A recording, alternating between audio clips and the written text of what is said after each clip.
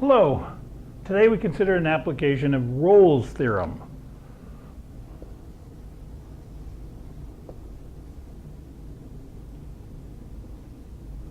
And again, let me remind you what Rolle's says. Rolle's theorem says if f is continuous on the closed interval AB, f differentiable, the derivative exists everywhere on the open interval AB, and f of A is equal to f of B, these three conditions, then there exists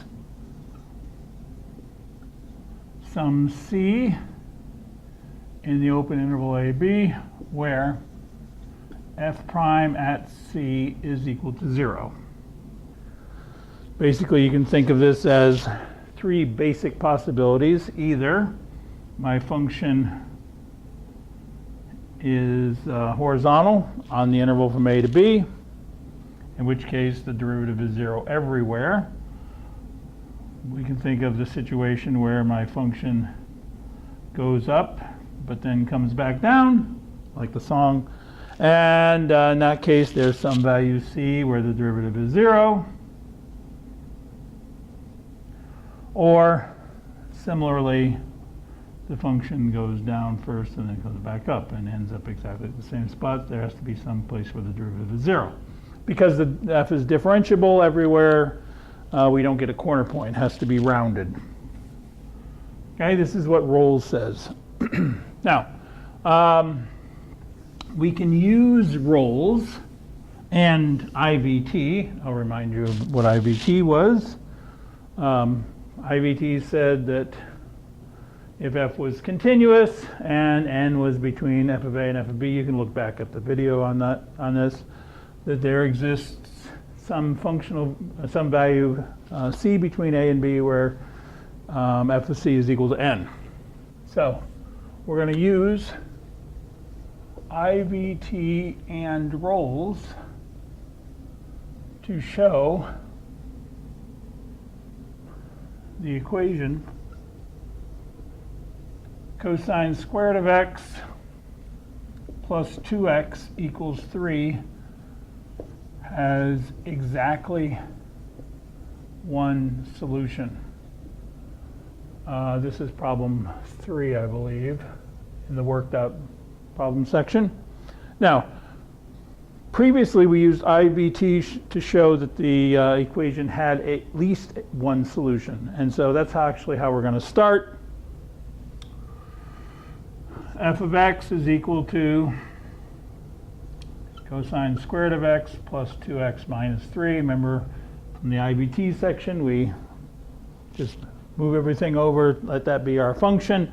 We use my value n to be 0. This particular function is continuous everywhere.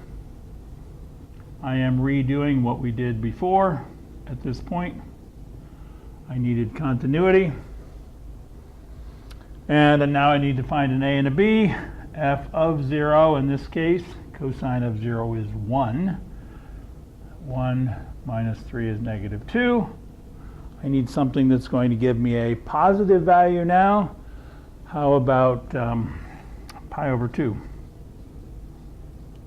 F at pi over 2, the cosine of pi over 2 is 0, so this is 0, plus pi minus 3. Pi is bigger than 3, so this is positive. Which means by IVT, again, this is just a repeat of what we did previously at this point, there exists some value C in the interval from 0 to pi over 2, where f at C is equal to 0, my value for n. That would mean cosine squared of C plus 2C minus 3 is equal to 0, or cosine squared of C plus 2C is equal to 3. This implies C is a solution to the original equation. Now, At this point, I need to show that there is exactly one solution. So, again, just like to show that a derivative, I'm just getting a different color here, to show that the derivative never occurs for some specific value, we assume it does. Same thing here, to show that there's exactly one solution, we will assume that there are two and show that that's impossible. So this is the new part. Assume or suppose there are two solutions. C1 and C2 is how I'm going to label them. Well, since both of them are solutions, then f of C1 would be 0 and f of C2 would be 0. By the same logic as we had f of C up above, f of C1 and f of C2 are both 0, which means, if you remember the conditions for Rolle's theorem, I needed an a and a b where the functional values were the same. This is going to be my new a and b. I already have that my original function is continuous everywhere. I have f of C1 equals f of C2. I need the middle condition that I had for Rolle's, that the derivative exists. And so let's take the derivative. F prime of x is 2 cosine of x times negative sine of x plus 2, which you hopefully recognize. This is negative sine 2x plus 2. 2 sine x cosine of x is sine 2x. And this exists everywhere.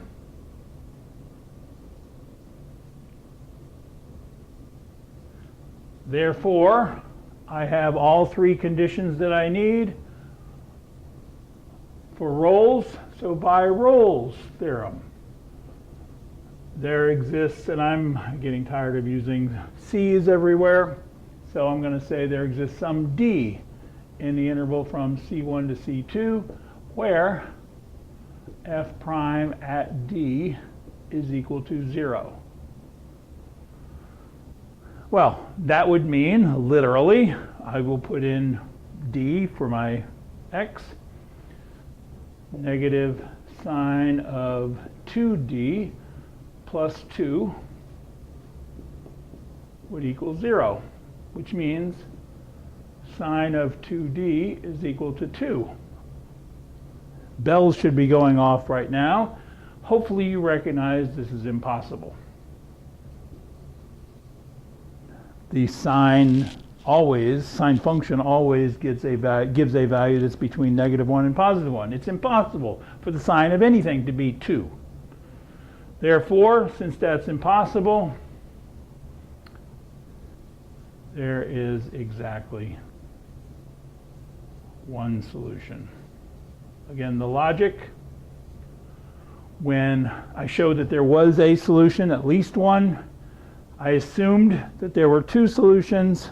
That gave me something impossible. Therefore, there is one, but there is not two, hence exactly one.